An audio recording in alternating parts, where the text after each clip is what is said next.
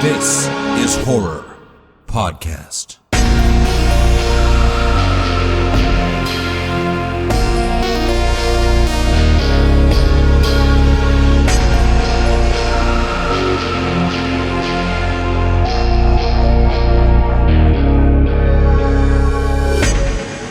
Welcome to This is Horror, a podcast for readers, writers, and creators. I'm Michael David Wilson, and every episode alongside my co-host Bob Pastorella, we chat with the world's best writers about writing, life lessons, creativity, and much more. Today we are talking to CJ Dotson. CJ Dotson is a Northeast Ohio native who now lives with her family in upstate New York. She studied English with a creative writing focus at Cleveland State University and now daydreams about having the time and resources to go back to school to study history and mythology instead. She's the author of the wonderful supernatural hotel horror novel, The Cut, which was released earlier this year, and is primarily the reason why we are talking to CJ today. And she is also the author of the forthcoming novel, These Familiar Walls, which is scheduled for release next year. So that is CJ Dotson. But before we get to the conversation, a quick advert break. The small town of Lower Guild is not without its monsters, but 14-year-old Jacoby Rusk has been watching them for years, and the vengeance she has planned will be neither subtle nor quick. When all is said and done, they'll face a reality beyond understanding, one with tooth and claw and a storied history, one that promises only pain. Lancaster Cooney's Atrophied Mink is now available wherever books are sold. It was as if the video had unzipped my skin, slunk inside my tapered flesh, and become one with me. From the creator of This is Horror comes a new nightmare for the digital age, The Girl in the Video by Michael David Wilson. After a teacher receives a weirdly arousing video, his life descends into paranoia and obsession. More videos follow, each containing information no stranger could possibly know. But who's sending them, and what do they want? The answers may destroy everything and everyone he loves. The Girl in the Video is The Ring meets Fatal Attraction for the iPhone generation. Available now in paperback, ebook, and audio. Okay, with that said, here it is. It is CJ Dotson on This is Horror. CJ, welcome to This is Horror. Thank you so much for having me. So, to begin with, I want to know a little bit about what some early life lessons were that you learned growing up in Ohio. Yeah. I don't think it's Ohio specific. When I was little, my dad and I used to watch nature documentaries together all the time. I would get to stay up later than my sisters. I had younger sisters. I would get to stay up later than my sisters and watch nature documentaries with my dad. And one of the things that stands out to me now as an adult, that was really fun about that was that we would watch the documentaries and there would be like a scene where it would be following like termites going through their tunnels, and my dad would always ask, how do you think they got that shot, or how do you think they found this out, or how do you think they like got here at the right time for this? And so as we would watch these documentaries, we'd already be learning about whatever the animal was, but he also was, in asking me these questions, going out of his way to instill in me a curiosity about more than just what you're looking at, about how it works or how it was done or how they figure things out. And I didn't realize at the time that he was doing that, but when I think back on it, that curiosity that he gave me, I feel, has carried me really far. Yeah, do you think it was that kind of led you to want to write and to be creative and to ask these questions about the universe? I think that had something to do with it. I just have always been telling stories in one way or another. When I was little, I was like little, I was a terrible liar. I like not terrible as in bad at it, but terrible as in like I just lied all the time about stuff that did not matter. I remember my mom got me like books about not being a liar, and then when I was about 9 years old, um, I was in the gifted program at my elementary school. So I'm a nervous wreck of a burned out adult, as we all are from the gifted programs. And our teacher had us enroll in or enter into the young authors competition that was held by a local community college, and writing fiction, just any of the like impulse to tell lies, to like make up stories, to because what it was I was trying to make people like feel things or have reactions or responses, and fiction just that was it. It was off to the races.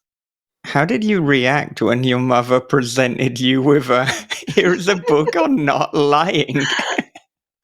I don't really remember. I remember the book itself was one of those little like cheaply produced picture books for small children, um, with the hard shiny cover but the kind of flimsy pages. Um, I remember more about the book than how I felt about it. Mostly just annoyed that people thought I was lying. How could they think that about me? I was totally lying a lot. You're just being creative with the truth. You got to There we put a go. different spin on it. Right.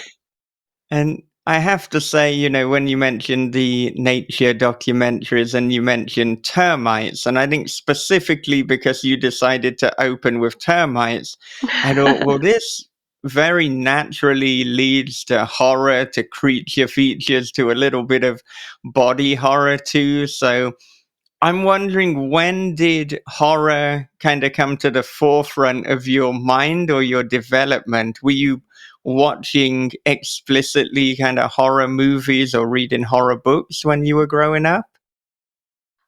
Mostly when I was young, I was really into fantasy and science fiction.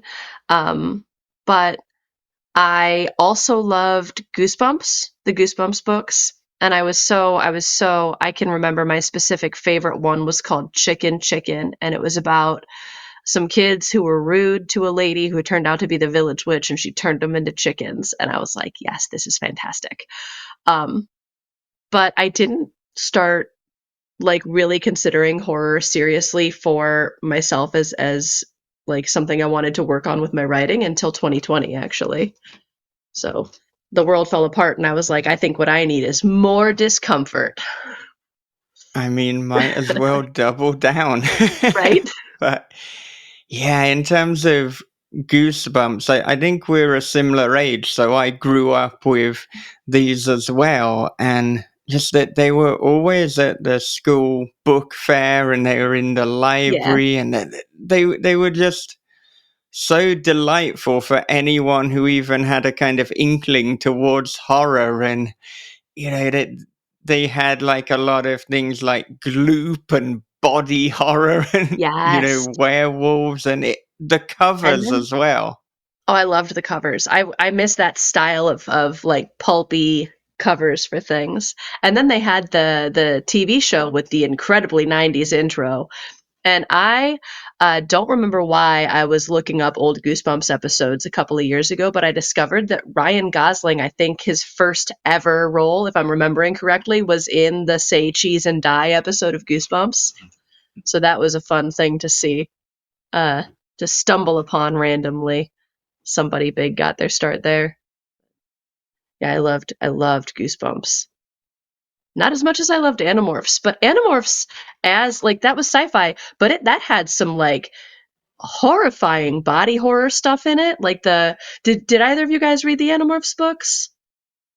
I No. No. didn't know. So do you know the basic like what it's about?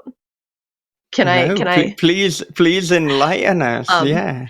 Animorphs was about this group of like misfit preteens or teens. I can't remember how old they were at the start. It's by K.A. Applegate.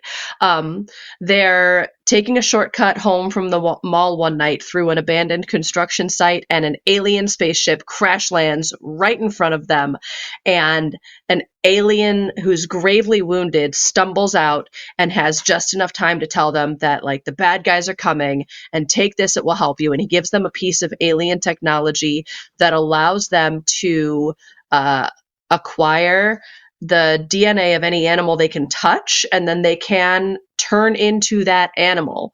And then the bad guy aliens land, and one of them is, and what the bad guy aliens are, they're called Yerks. They're brain slugs that take over your brain and control you and turn you into a controller. And they're at war with this alien species that has crash landed here. Earth has been kind of left to its own defenses by the good guy aliens, and they kill this crash landed alien right in front of these hiding children. And then the children are alone trying to figure out how to save planet Earth from an alien invasion when anybody could be controlled by one of these aliens. And they use this morphing technology to turn into different animals, like a fly to get into a room and spy on somebody, or a rhinoceros to wreck up the place. And it was just so fun to read as a kid. But it also, I've repurchased the full set of them fairly recently, and it doesn't get gruesome because it's for children, but it's like an unflinching look at the horrors of war. And it describes also when they morph, like, it's not like smooth and pretty. It's like grinding bones and liquefying organs. And it's an incredible series. But the Animorphs books were great, like top tier. And they definitely weren't horror, but they definitely had like horror shades to them. And it was a really fun series. This sounds absolutely perfect for me to read to my daughter. She's 7 years old. I don't know if that's the right age, but she's at this age where she's kind of curious about horror adjacent things, but it can't be too full on horror or she'll get scared and then won't sleep. But this feels like it's tapping into that area. I read them, some of them. My son and I started them. He's 10 now, but we started them a couple years ago. And then I don't remember why we like paused and never picked it back up again. My daughter is 6, and she loves horror stuff. And it's such a struggle to find good horror content for a 6-year-old. Like, there's great middle grade horror. We're reading Scare Waves by Trevor Henderson right now. And that one's been really fun so far. But there's not much horror out there for 6-year-olds. Not quite. Yeah, and I tend to find when we talk to people on the podcast, those who read horror at that kind of age, they were just basically reading things that were wildly inappropriate. So yeah, there is a gap in the market, but maybe Trevor Henderson is doing his best to single-handedly fill it, but we need more people to join the cause. My daughter, when she was like 4, speaking of like things that are wildly inappropriate for your age group, when she was about 4, I had a terrible backlog of laundry to fold. And so, hello, Scratch. And so I told the kids, stay upstairs. I'm going to fold laundry while I watch a movie, and I want to put on something that I've seen and I know I like, so I can like not have to look at it the whole time while I'm folding laundry. And I put on Evil Dead 2. And around the time that the eyeball flies through the room into that guy's mouth, I heard, and I look, and my 4-year-old daughter was hiding behind the couch like this, watching. And so I tried to turn it off, and she insisted that I was not allowed to turn it off. So we had a long conversation about like special effects and props and fake blood and acting. And then I let my 4-year-old watch all of Evil Dead 2, figuring she would tap out at some point, but she loved it. She wanted me to invite Bruce Campbell to come and watch it with her. I said, baby, I don't think that's going to happen. She had never encountered a cliffhanger before, so the ending made her furious. So then we had to watch Army of Darkness, of course. And then it turned into that toddler thing where like your kid wants to watch the same one or two things on repeat forever. And we watched Evil Dead 2 and Army of Darkness probably 3 times a day for 3 months straight. And last year for Halloween, she went as Ash. To kindergarten. She went as Ash to kindergarten. They wouldn't let her wear the chainsaw hand, but she had the fake blood and everything. That's cool. Yeah, she's a cool kid. Oh my goodness. For a horror fan, absolute dream daughter.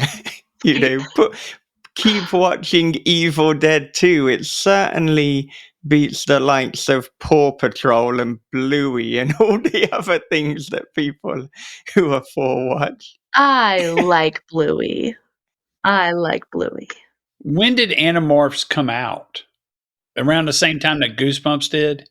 Yeah, I feel like it was coming out around that same time. I And so remember that's waiting like a for new ones as 90s a kid. Yeah. 90s So if you thing. read it to your kid, you're going to have to explain stuff like, no, they didn't have cell phones. Like, yeah, that's what a payphone was. But Well, I'm Gen X, so I'm the older generation. So we didn't have Goosebumps. We had like the Hardy Boys and Nancy Drew mysteries, and the three detectives or 3 inspectors. There were different ones, and so we had more mystery and everything like that.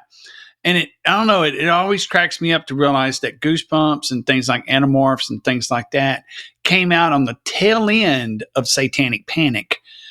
And it's like, how in the hell did this stuff even get published?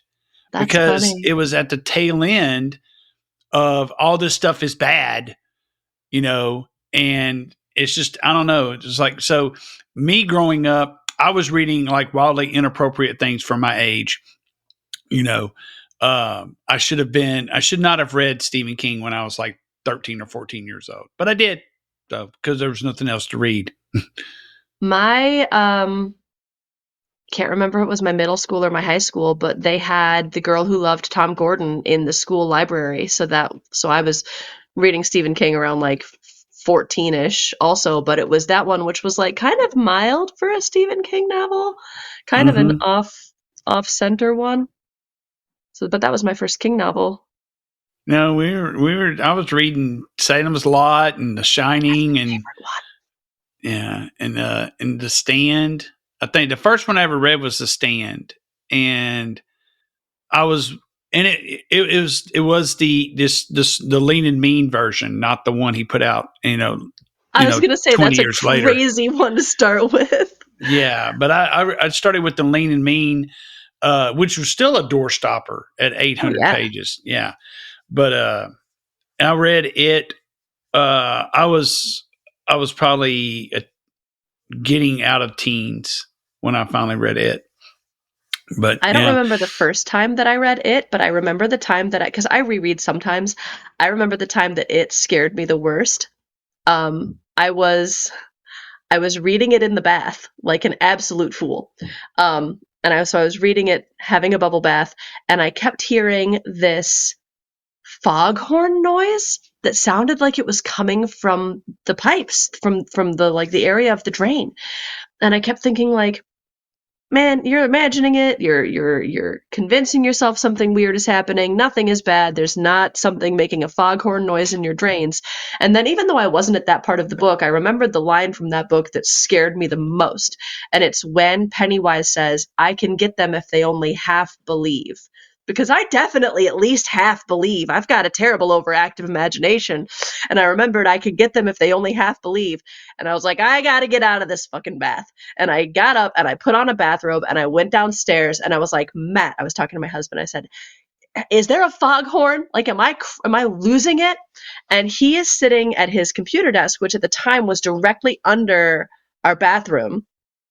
And it's like 9 o'clock in the evening or something. He turns to me and he's got a glass bottle in his hand and he just goes and blows across the top and makes that foghorn. It was him the whole time. He didn't know that he was accidentally terrorizing me right upstairs reading it in the bathtub. That is wonderfully serendipitous. I mean, you probably don't think it is, but I love it. It makes a good story to tell. Yeah. Yeah. But I can also see you telling that, and then after reading the cut, I'm like, okay, I see where that comes in. Yeah. Oh, you only need to look at the cover of the cut to get a sense as to where that comes in. You don't even have Yeah. to open the book to Yeah. get that foreboding. Mm-hmm. I'm so grateful to my jacket designer, Olga Gerlich, who designed that cover because it is just perfect. I love it so much. Yeah, it's so creepy, and I'm gonna pull it up as I'm talking about it. Yeah, just like nobody wants to see that coming into or out of the plug. Nobody. And oh yeah, for the video viewers, there it is. I'm using a couple of stacks of books to prop my laptop up higher, and that was one of them. No, very inventive. But I mean, in terms of the cover design, how involved were you with it, and what was the process in terms of getting that together? I had a completely different idea for what I thought I wanted the cover to look like.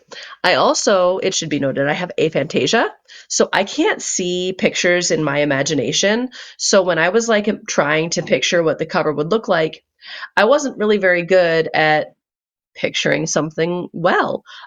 So my idea had been like when you open the book, on like one side would be Larpin Hotel, and on the other side would be the power plant with like the lake stretching between them.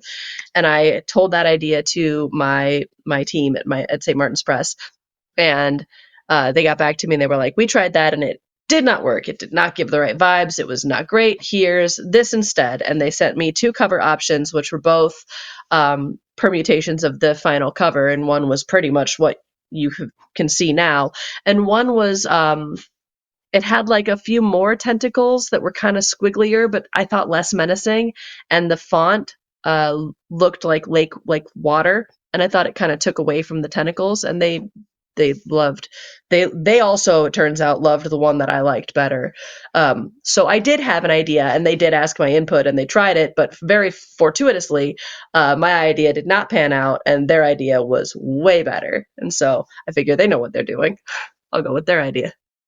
Yeah, I think there's something about the simplicity and the almost empty space that really gives it a kind of boldness. And you, of course, unquestionably know in looking at it that you are dealing with a book that's going to involve some sort of horror. Something squirmy. Oh yeah, yeah. But I can kind of see, the vision for the idea that you pitched initially, but that feels like the special edition hardback version. So let's hope that there's some kind of limited edition in the future. If I ever get to be fancy. But you said before, and I think, yeah, it's really interesting to explore this further, that you only started writing fiction in 2020, so at the same time as the pandemic. I know too, from looking into things, that this is the third horror manuscript that you've written. So first of all, you've been pretty busy in the last 5 years. But secondly, I want to know, what was the impetus for you deciding to write in the pandemic? Because one would assume that probably you'd had a kind of inkling towards creativity before, and then something pushed you to just go all in.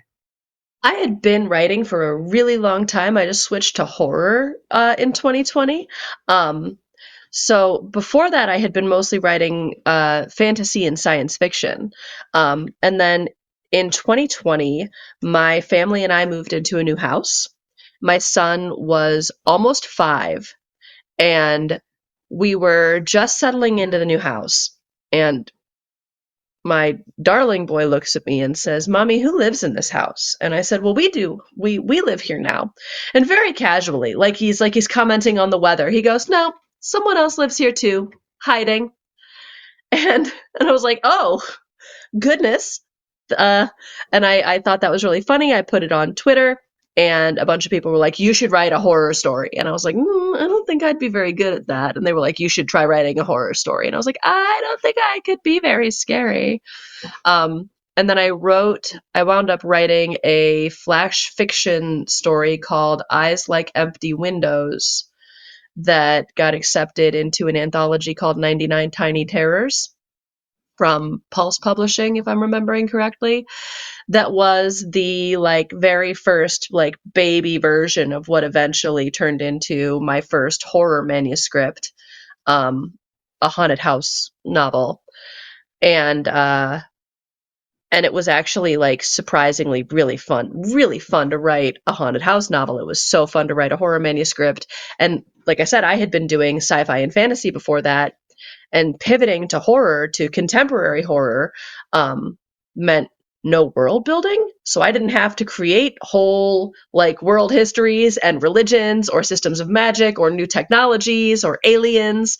And it felt like cheating to just skip straight to writing the story. But it was wildly fun. And then I finished that manuscript and heard about this program called Pitch Wars, which existed at the time but doesn't anymore, unfortunately. But it was a mentorship program, and it was very competitive. And I'd been wanting to take my writing more seriously for a while, so I entered this haunted house manuscript into Pitch Wars, and I made it in. And that sort of kicked off the rest of it. I've just been working in the horror lane since then, and it's been the most fun. It's been great. So then was it via Pitch Wars that you got your publisher, or did you get an agent? So what were the steps to then have the cut in print and with a publisher? And then would I be correct in thinking the haunted house novel that you've mentioned is These Familiar Walls, which I believe will be coming out next year? Yes, on all counts. Pitch Wars didn't land me my agent right away. So the way that Pitch Wars worked, for anybody who's listening who's not familiar, the way the Pitch Wars worked was after your mentor selected you, you worked intensively with them for about 3 months to revise the manuscript and get it ready for querying. And then at the end of that period, there was something called the Agent Showcase, where everybody who did Pitch Wars, who had their manuscript ready by the end, was invited to provide a very brief description of their book and a very brief sample from the first chapter. And then for a period of, I can't remember if it was a week or 10 days, agents who had registered with Pitch Wars could browse the showcase and directly invite anybody whose pitch they liked to query them. So it was a way to jump ahead of the slush pile. For me, it was also really important in terms of demystifying querying in general. The publishing industry is so convoluted sometimes and so like shrouded in shadow. It feels weirdly secretive sometimes. And having a mentor just explain everything very clearly helped so much. I did not get my agent from the showcase, but I made an incredible community of friends, and a lot of us still keep in touch.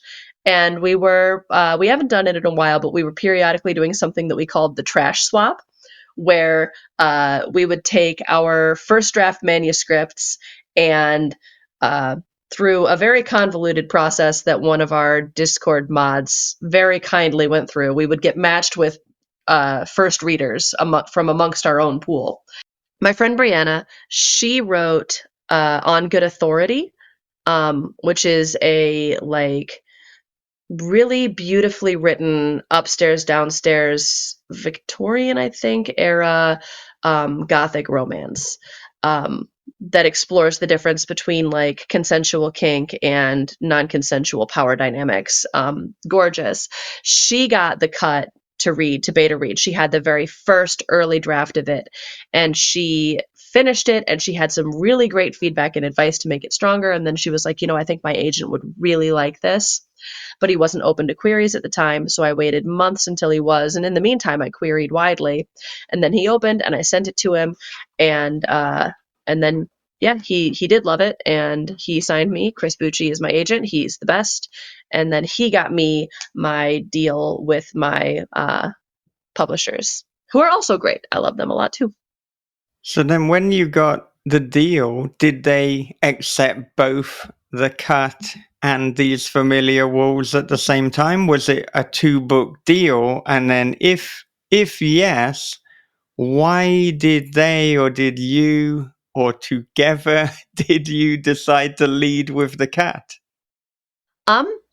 So they decided to lead with the cut because that was the one that my editor had already read. I think was the most of the reason. Like that was never like discussed really. So the decision making process there is just, it's up to guesswork for me, but it seems reasonable to me to guess that that's the one that they read at the time. So when my editor wanted to have a call with me, one of the things he asked on the phone was if I have any other projects waiting or ready or started. And I talked to him a little bit about These Familiar Walls. I mentioned briefly that I was very inspired by Mike Flanagan's horror movies and shows. The sort of, especially Oculus, with the dual timelines and with the sort of like dreamy, almost hypnotized sequences. And it turns out that my editor also really loves Mike Flanagan. And so he didn't say anything about a 2-book deal on the call, but when the offer came in, the offer was specifically for the cut and These Familiar Walls. So thank you to Mike Flanagan also for helping out with that one unknowingly. But at the time that he made that offer, he also had not read These Familiar Walls. So he'd only heard my pitch and my enthusiasm about it. So the cut, being the one that he had already read, was the one that we started working on first. So what I'm also hearing is if Mike Flanagan would like to adapt either of these books, then please do. I could see the cut being a kind of Netflix Mike Flanagan series. It fits. It has that format. I love you. No, thank you. I hardly dare to hope, for something like that. Like secret daydreams while I'm falling asleep in bed. I'm like, wouldn't that be nice? And sometimes I have to kind of pinch myself little moments, because I tell myself like, well, that's impossible. That's never going to happen. But that was the like negative self-talk I had for myself before I got my book deal and before I got my agent and before I got into Pitch Wars. So I catch myself being like, impossible, but it would be nice to hope. Well, I mean, to be honest, when I catch myself feeling like that, I often defer to something that Josh Malaman said. And he said, instead of saying, oh, the odds are really high, why would it be me? Ask yourself, why not me? It has to be someone. Why not me? Yeah, I mean, it does. Mhm. It has to be someone.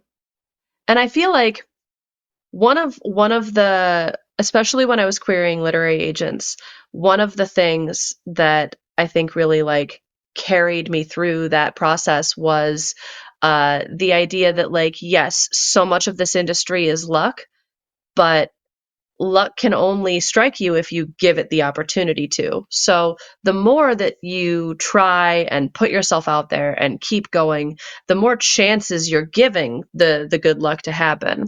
And I just have to figure out how to apply that to to to getting a film deal somehow, because gosh, wouldn't that be fun?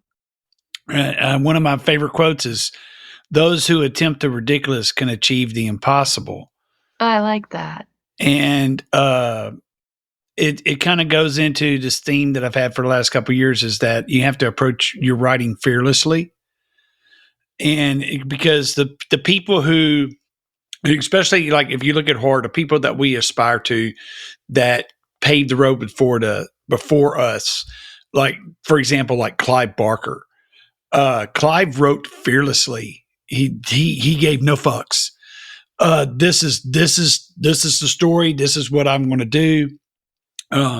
He directed a groundbreaking movie while reading books in a library on how to direct a film That's because he did incredible. not know how to direct a film. He only knew how to direct plays. I And love that. so, and he changed the face of horror for the better. And if you have to be on that level, but you have to attempt to do something that only you can do.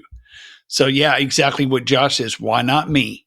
If you have a crazy ass idea, then do it. Figure it out. It create the world, you know? There you go. Create the horror you want to see in the world. Yes. And I have to say, I mean, I know that a number of disquieting things have happened to you in your own personal life.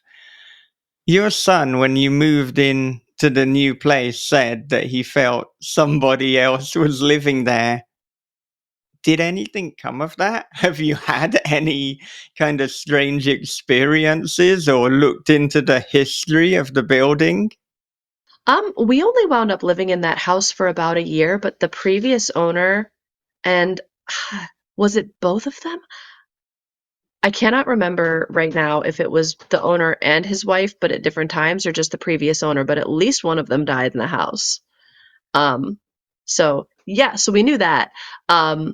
The guy was he did a lot of like his own like building around the house. So one of my favorite things about it was that if you went down into the basement and you went into the unfinished part of the basement, there's one wall that doesn't lead to another room, right? Like it's dirt beyond that wall, just dirt, nothing else. And you can see a bricked over doorway in the wall that goes to nothing. And I always wanted to smash through it with a sledgehammer. I desperately wanted to, and my husband talked me out of it because of like, boring grown up stuff like resale value of the house and repairs to the foundation, et cetera, et cetera. But there was also it wasn't just the doorway that led to like this nothing in the dirt because it was just dirt. There was nothing beyond there. But there was also wires going through the wall at that point. And the wiring situation in that house was so bizarre. The guy must have been paranoid because he had a little security system, um, and it had about 10 dummy wires so there was like whatever one wire actually like powered the system, and then 10 dummy wires that came off of it and ran around and ended in nowhere. So that if anyone tried to like cut power to the system, they wouldn't know which wire to cut. But also, the guy didn't think that like, wouldn't somebody just cut all the wires if they didn't know which wire to cut? It was a strange house. I miss it though. Um, but but no, nothing super haunted ever happened there, unfortunately. And you said you were only in the house for a brief amount of time, but About a presumably, year. because you said nothing haunted really happened, that you weren't like driven out. The- No, not my ghosts. yeah. And I mean, let's jump into a few specifics pertaining to the cut. So, for those unfamiliar with it, what is the kind of elevator pitch? The cut is um the cut follows a young mother named Sadie Miles, who has a 3-year-old daughter by her late husband and has just found out that she is pregnant by her fiance. And the discovery that she's pregnant forces her to confront the realization that she cannot stay with her abusive fiance any longer. And so when he goes to work, she packs up everything she needs for herself and her daughter, and she leaves without a plan. She goes when she gets the impetus and winds up several hours north at Larpin Hotel, a crumbling, past its prime historic hotel on the shores of Lake Erie, where she gets a job as a hotel housekeeper until the seasons change and there are more teaching positions open for her to apply to. And she also negotiates a temporary place for her and her daughter to stay in the hotel, a room for a couple of weeks. And so she thinks her luck has finally turned around. But on the first night that she's there, she sees a guest struggling in the hotel pool, and she runs down to help. And when she gets there, the water is calm and empty, and her hotel manager insists no one has even come through the lobby all night. And after her ex, Sadie's not going to let anybody gaslight her anymore, so she starts to investigate. And as disturbances, discrepancies, and disappearances mount in the hotel, Sadie, who has nowhere else to go and no other options, has to figure out if this is even a safe place for her and her daughter to be, and what she could even do. If it's not, where could she go, or how could she stop whatever's happening? And I think, a lot of people, particularly when they hear hotel horror, The Shining will be the easy comparison. But actually, for me, I felt it had a much more Rosemary's Baby feel to it, particularly with the gaslighting and being trapped in a nightmare and seemingly everyone being against her, but knowing that, like, no, I'm not mad. This isn't me, but everybody is just trying, to distort truth, to gaslight her. I only watched Rosemary's Baby one time. I've never read the book that it's based off of. I only watched the movie the one time, years ago, because there was something about the actress who played Rosemary. Something about her reminded me so strongly of one of my younger sisters that it was kind of more upsetting to watch it than I feel like it should have been, and I've not really been able to bring myself to watch it again since then, because she reminded me too much of my sister. Well, I'll say this: if you read the book, then the film is almost one of the most faithful adaptations of a book. Real. Oh, I love. Like when it was written, he kind of mirrored it so closely on what Ira I Levin love to had hear done that. with the book. So I think you'll be able to get that without imagining your sister, the actual Having those protagonist, bad going through it. experiences. Yeah. There's a little bit more humor in the book. Oh, that's fun. Especially, yeah.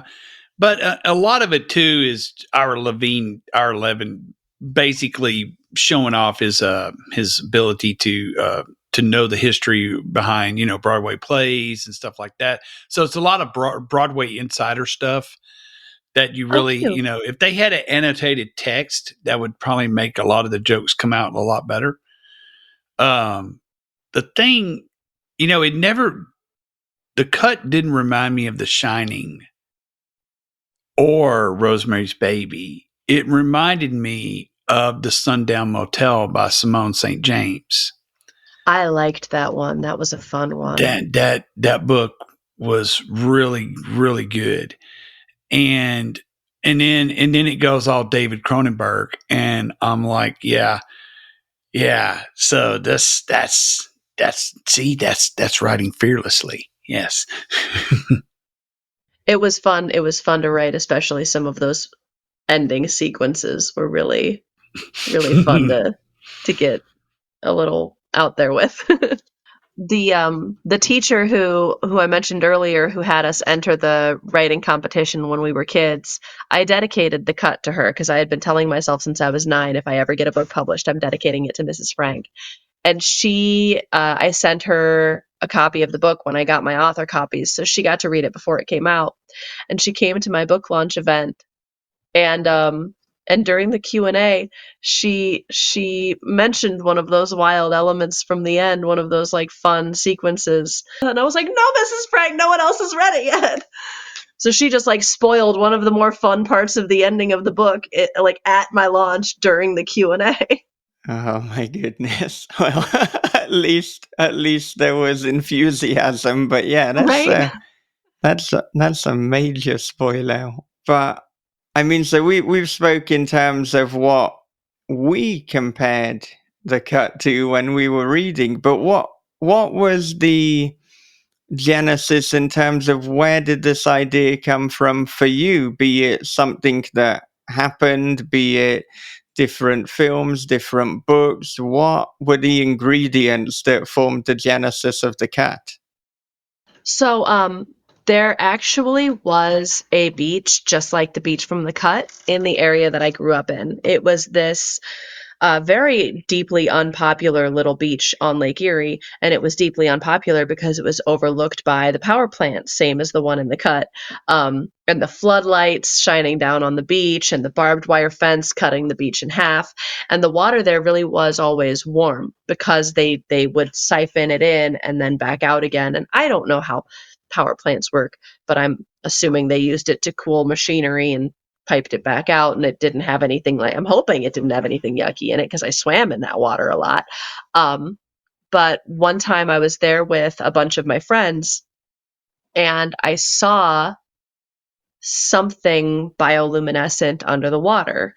And, now I'm sure there are bioluminescent freshwater normal things that live in Lake Erie. Why not, But at the time, and I'm not going to check if there are. I want to believe that I saw something weird, It was under the water and it was like a little point of light that then sort of scattered into multiple little points of light, and none of my friends saw it, but that image stuck with me. And when I was casting around for what I wanted to write about next in terms of a horror book, that image kept coming back to me, and I was like, I'm going to write a lake horror. I'm going to write Lake Erie horror with glowing things and weirdness.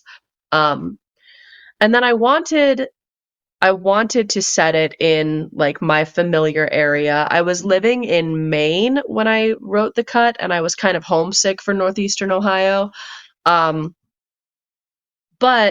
my familiar area, that part of Ohio at least, everybody who lives close to the lake lives in like very expensive homes. And that like upper class people having a bad time isn't really what I wanted to be writing about. It's not a story type that really moves me to want to make things up or delve into that world. So I needed a character who didn't really belong there and who was an outsider, but who couldn't leave for one reason or another. And so from there, Sadie and the hotel that she was going to be staying at kind of grew together. And so then you've got Sadie, you've got Blair Pin, you've got the power plant and the beach, and the rest I kind of made up to go with that stuff. Yeah, and I wonder, growing up near this Lake Erie area, what kind of folklore and superstition was there? I was from like an excessively boring little town in that area. But I know that I don't know if people actually believe in the Lake Erie monster or if that's just like a jokey joke. I know there had used to be shipwrecks in Lake Erie, not as many as in some of the other Great Lakes. But so I know there's like ghost ship stories and stuff like that, but the folklore of that area was never really my like particular interest. Yeah, and I think with the book as well, just the dynamic between Sadie and her child Izzy, affectionately Stinker, is, one of the most kind of realistic portrayals between a mother and a child. And Thank you. so there's so much kind of juxtaposition in terms of what the real horror is, because there's just so many layers to it. There's the hotel, there's the people inside the hotel, there's protecting her daughter, there's the fear that her abusive ex could loom and could come back at any one time. This is before we haven't even got into the horror with her own family and her mother and some things that happened there. So, when you're stitching it together, how were you keeping track of all that? And did you meticulously plan this to make sure that every kind of beat hit when it needed to? Yes, I am. I am a very excessive plotter. When I'm sitting down, it's because if I don't plan and plot really thoroughly, I totally lose the thread. I didn't used to be an excessive plotter, and then I would wind up with like 300,000 word first drafts because I would just go everywhere. It was a problem. So I became an excessive plotter, and I start by sort of opening a document and kind of talking to myself in it. Just what sort of story do I want to tell? I think I want it to be a lake monster story. Well, why are they there? And kind of literally just stream of consciousness. I ask myself a question and I type it out, and then I type out the answer too. And sometimes it contradicts itself. Sometimes I'll be like, yes, yes, yes, and I'll write that in the document. And then once I've been doing that for long enough that it starts to feel like a story, I open a whole separate document and do like a paragraph of like, first it's going to be this, and the end is going to be this. So in the middle, I need this.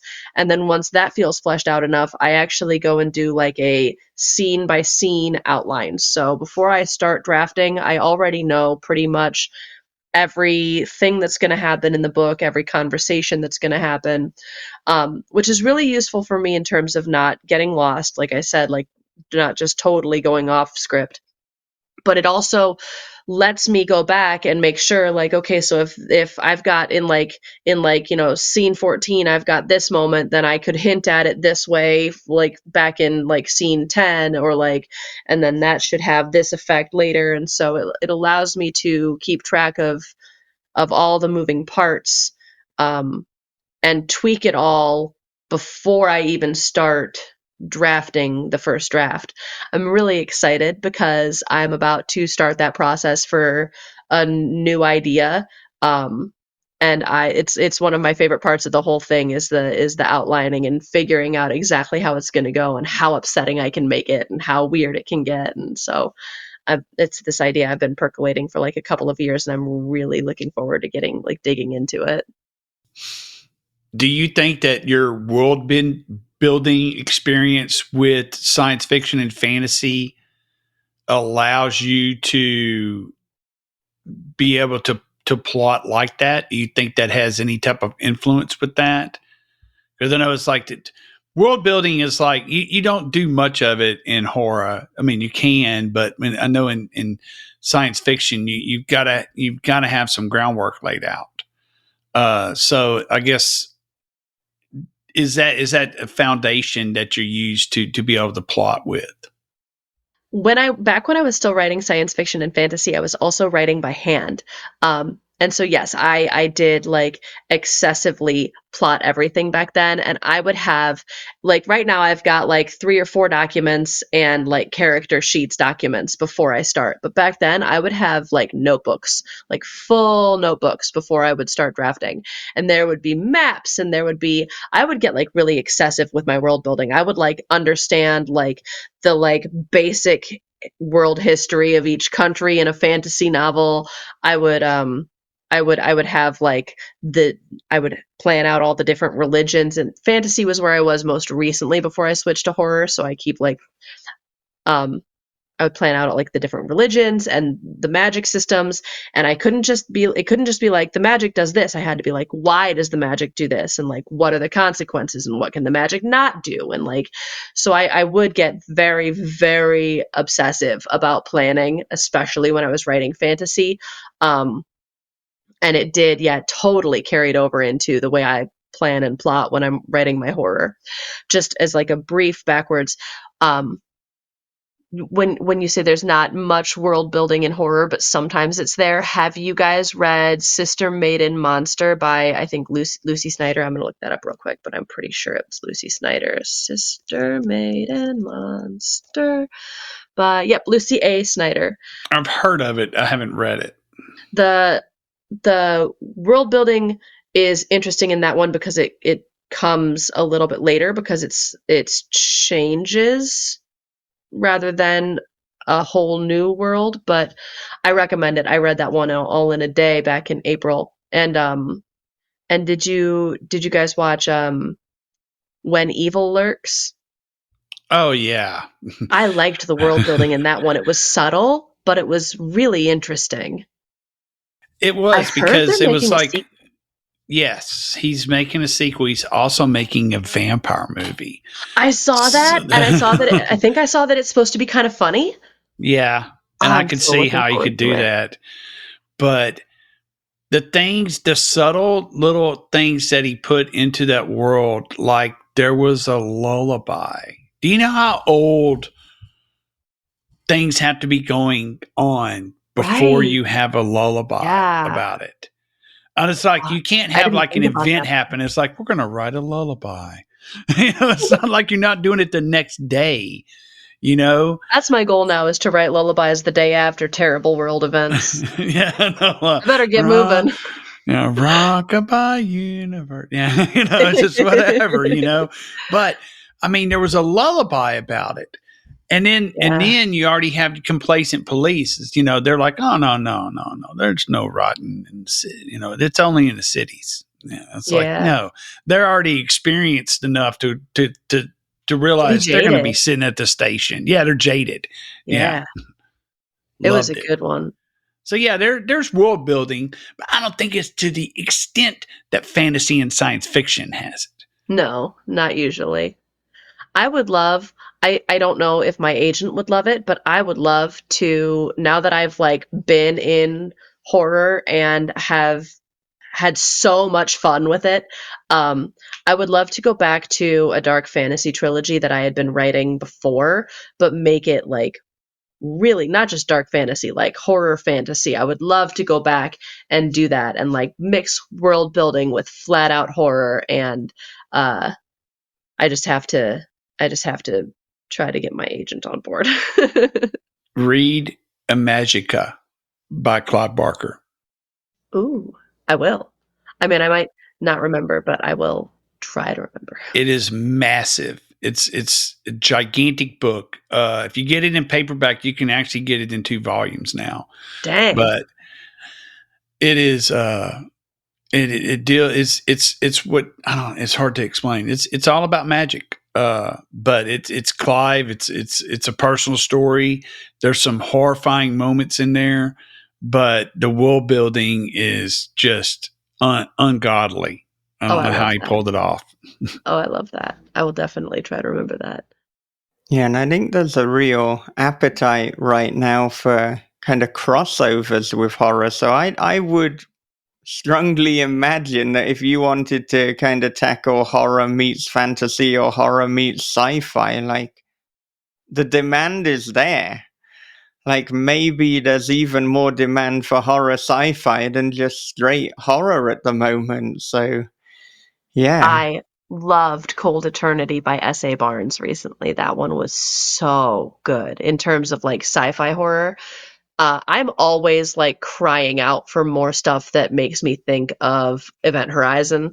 And S.A. Barnes has just filled that hole for me in a way that makes me so happy. You guys heard about the Event Horizon graphic novel prequels coming out soon, right? Or I don't know how soon, but oh my God, I'm so excited for those. I can barely contain myself.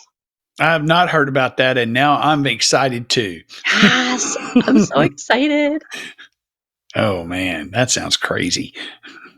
Yeah, it's going to be from what I understand, it's going to be a couple, like not like a limited run, like a few issues, graphic novels that's going to tell the story of what happened to the original crew of the Event Horizon. I'm like rabid for it. I'm so excited just even talking about it. Sorry. Yes. Now you're just making me want to rewatch Event Horizon ASAP. I'm like making myself want to rewatch it too. Yeah, it's one of the best. Event Horizon and Alien are probably the definitive sci-fi horror crossover movies. One of my many cats is named Newt after the little girl from Aliens. Mm-hmm. That's amazing. She's the one that uses her claws the most.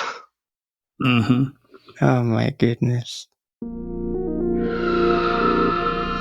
Thank you so much for listening to This Is Horror with CJ Dotson. Join us again next time for the second and final part of the conversation. But if you would like to get that and every other episode ahead of the crowd, please become our patron at patreon.com/thisishorror. Patreon is the best way to support the show and to keep the podcast going. And with that in mind, a special thank you to our latest patrons at the premium paid tier, Bone Songs, Scott G, and Carrie J. Wolf. I have been open about wanting to do This Is Horror podcast as my full-time job by the end of the year. And the main way that I'm going to be able to do that is if we get more patrons. So when I say I would like your support, you are literally helping facilitate my dream to potentially do this full time. And my offering to you, in addition to more podcasts and submitting questions to each and every guest, is Story Unboxed, the horror podcast on the craft of writing. It is an exclusive podcast to Patreon. And in a matter of mere days, Bob and I will be recording the latest installment in the series, in which we discuss and analyze Hereditary. Story Unboxed is not just a podcast in which we discuss the film, but one in which we discover writing lessons that you can apply to make your own writing better. So if that sounds good and you are financially able to do so, please join us at patreon.com/This Is Horror. Okay, before I wrap up, a quick advert break. It was as if the video had unzipped my skin, slunk inside my tapered flesh, and become one with me. From the creator of This Is Horror comes a new nightmare for the digital age, The Girl in the Video by Michael David Wilson.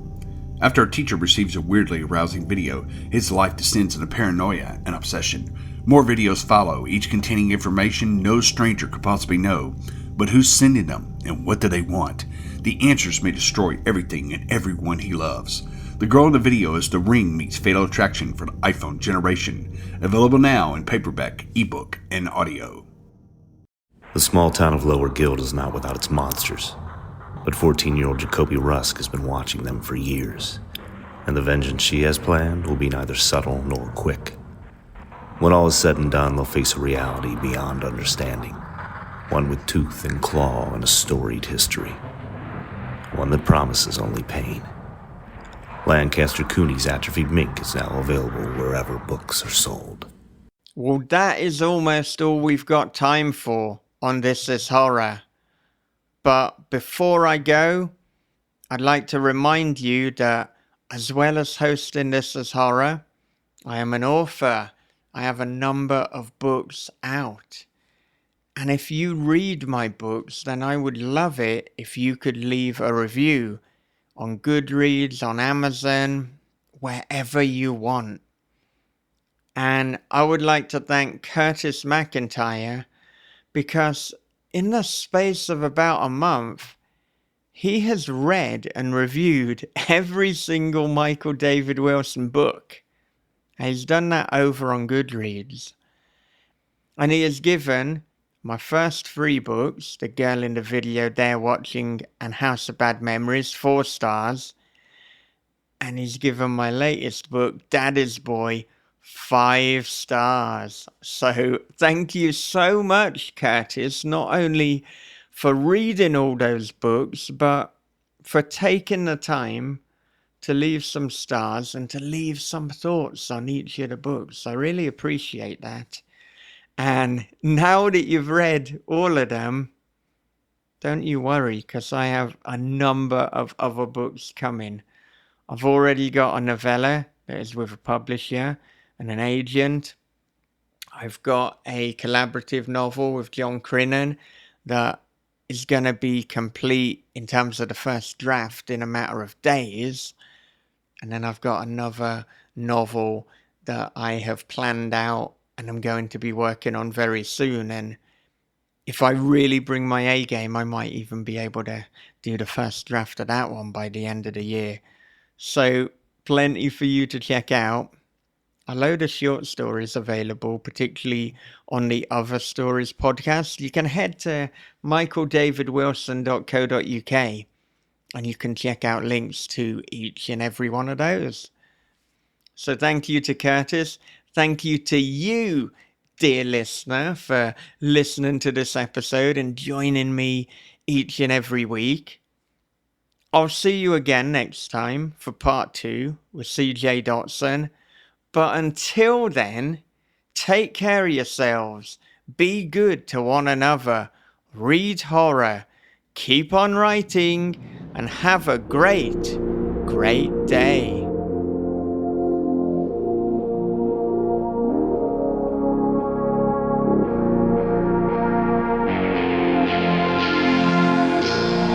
This is Horror Podcast.